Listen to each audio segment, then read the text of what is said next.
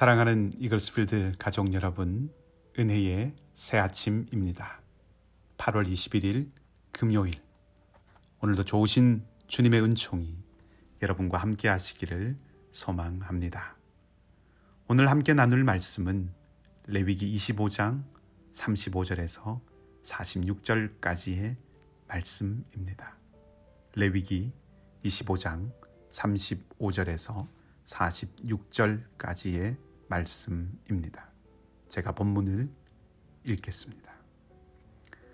내 형제가 가난하게 되어 빈손으로 내 곁에 있거든 너는 그를 도와 거류민이나 동거인처럼 너와 함께 생활하게 하되 너는 그에게 이자를 받지 말고 내 하나님을 경외하여 내 형제로 너와 함께 생활하게 할 것인즉 너는 그에게 이자를 위하여 돈을 구워주지 말고 이익을 위하여 내 양식을 구워주지 말라. 나는 너희의 하나님이 되며 또 가나안 땅을 너희에게 주려고 애굽 땅에서 너희를 인도하여 낸 너희의 하나님 여호와이니라. 너와 함께 있는 내 형제가 가난하게 되어 내게 몸이 팔리거든 너는 그를 종으로 부리지 말고 품꾼이나 동거인과 같이 함께 있게 하여 희년까지 너를 섬기게 하라. 그때에는 그와 그의 자녀가 함께 내게서 떠나 그의 가족과 그의 조상의 기업으로 돌아가게 하라. 그들은 내가 애굽 땅에서 인도하여 낸 내 종들이니 종으로 팔지 말 것이라. 너는 그를 엄하게 부리지 말고 내 하나님을 경외하라.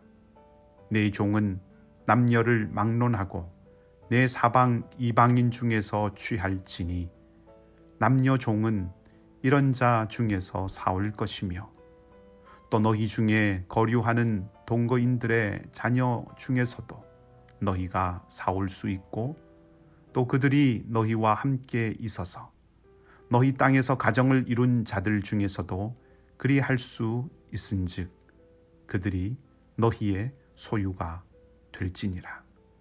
너희는 그들을 너희 후손에게 기업으로 주어 소유가 되게 할 것이라.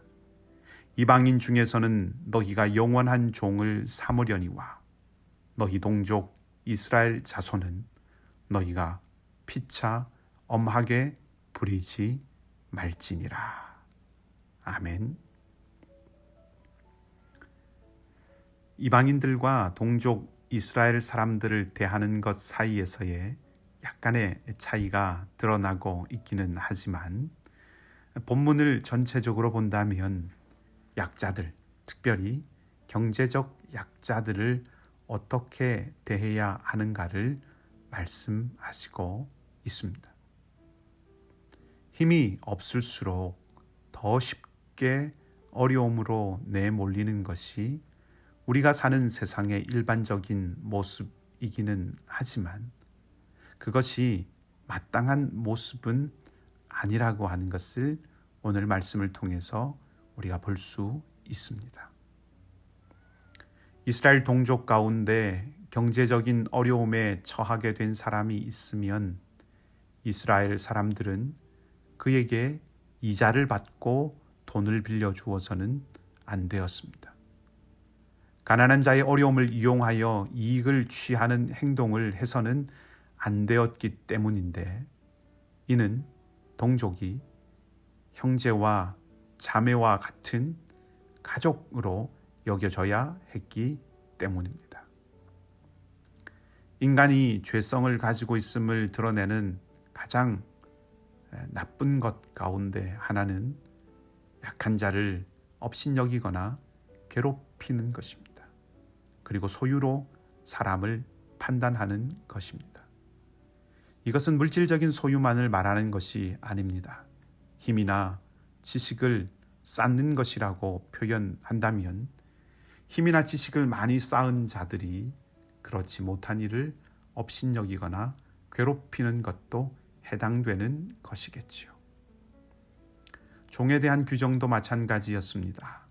흉년이 들거나 전염병이 돌거나 전쟁이 일어나거나 그 밖에 어려운 상황들이 둘러싸일 때 어떤 형제는 자신을 다른 사람에게 품꾼으로 팔아야 할 정도로 가난해질 수 있습니다. 어떤 이스라엘 사람이 다른 이스라엘 사람의 품꾼으로 자기 자신을 팔면 이들은 희년까지 일하고 희년이 되면 자기 유업의 땅으로 돌아갈 수 있게 했습니다. 그리고 그를 부리는 주인은 그에게 노역을 시킬 수 있지만 종 부리듯 해서는 안 되었습니다. 43절 말씀은 엄하게 부려서는 안 된다고 말하고 있는데 엄하게라고 번역된 이 히브리 말은 찢다, 빻다, 갈다라고 하는 그런 의미를 가진 말에서 왔습니다. 그래서 부수다, 깨뜨리다, 문질러 없애다 라고 하는 뉘앙스를 담고 있습니다. 절구에 넣고 그래서 빻고 부수고 깨뜨리고 다시 맷돌에 넣어서 가는 모습을 생각해 볼 수 있게 합니다. 이 모습을 사람에게 적용해 봅시다. 종을 다루되 몸을 부수고 마음을 갉아먹는 노역을 시키는 것을 그려보게 하지요. 가혹하고 매정하며 매몰차게 그 종을 대한다는 의미입니다. 한마디로 사람과 인격체로 대하지 않는 것입니다. 이스라엘 율법은 바로 이런 태도에 대해서 강력하게 경고하고 있는 것입니다. 동족을 엄하게 부리지 않아야 하고 더불어 함께 살아가야 할 존재로 여기는 태도를 품어야 한다는 것이죠. 그리고 그 근거로 38절 말씀을 제시하고 있습니다. 한번 읽어 보겠습니다. 나는 너희의 하나님이 되며 또 가나안 땅을 너희에게 주려고 애굽 땅에서 너희를 인도하여 낸 너희의 하나님 여호와이니라. 아멘. 이 구절에서 두 가지를 알 수 있습니다. 이스라엘은 애굽 땅 종되었던 땅에서 해방되었으며 하나님께서 이스라엘에게 그리 해주셨다는 것입니다. 하나님은 해방시키시는 하나님이시니 동족을 노예 삼아 엄하게 부리는 것은 하나님이 해주신 것에 대항하는 행위가 되는 것이지요. 또 한 가지 근거가 42절에 나옵니다. 그들은 내가 애굽 땅에서 인도하여 낸 내 종들이니 종으로 팔지 말 것이라. 이스라엘 사람 한 사람이 모두 하나님의 소유된 자들이라는 것입니다. 즉 나나 지금 품꾼으로 자신을 판 동족이나 모두 동일하게 하나님의 소유된 존재들이라는 것이지요. 우리는 강한 자와 약한 자들과의 관계에서 베풀고 베풀음을 받는 그런 일을 통하여 어쩔 수 없는 종속 관계를 경험하게 됩니다. 베풀음을 받는 자는 베푸는 자에게 매일 수밖에 없는 것이죠. 베푸는 시혜자와 베품을 받는 수혜자의 관계가 만들어지면 거기에는 오늘 본문이 표현하고 있는 바와 같은 엄하게 부리게 될 여지가 끼어들 수밖에 없습니다.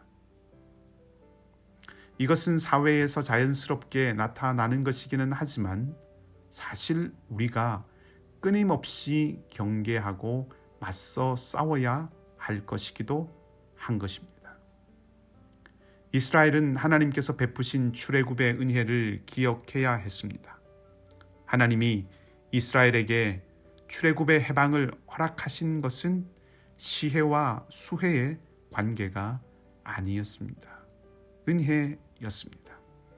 하나님께서 이스라엘을 구원하셨다고 해서 값을 요구하거나 그 베풀음을 빌미로 부리는 종과 노예로 삼지 않으셨습니다.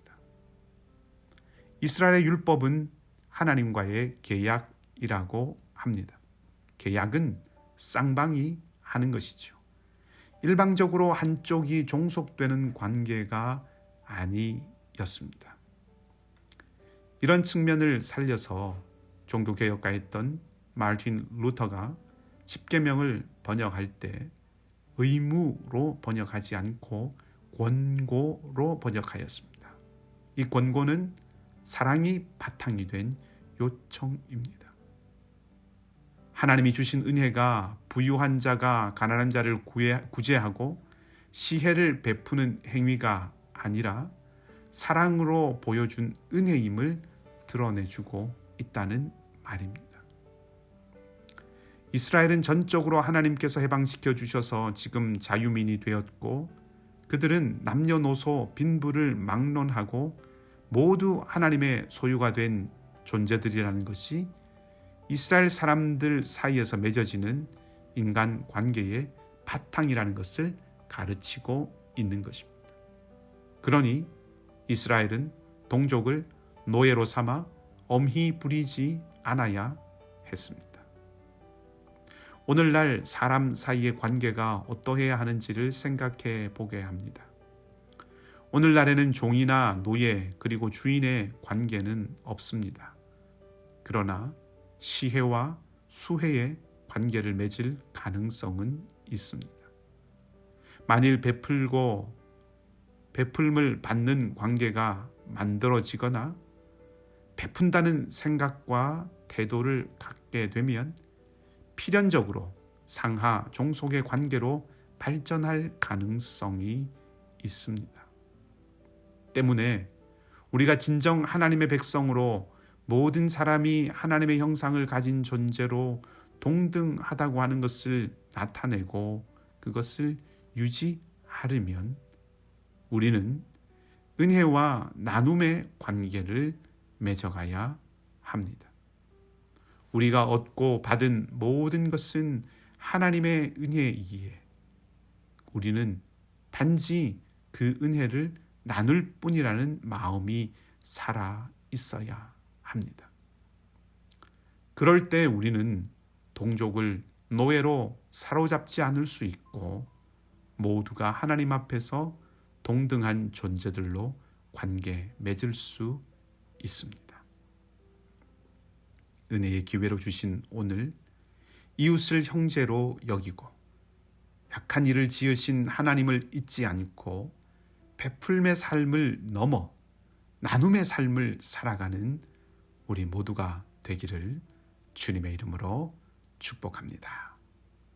우리 함께 기도하겠습니다. 아버지 하나님, 은혜를 감사합니다. 우리 안에 늘 영원과 하나님을 사모하는 마음을 심으시고 우리에게 사랑을 베푸시며 우리와 교제하고 사귐을 이루어 가기를 원하시는 하나님의 놀랍고 놀라운 은총을 기억합니다.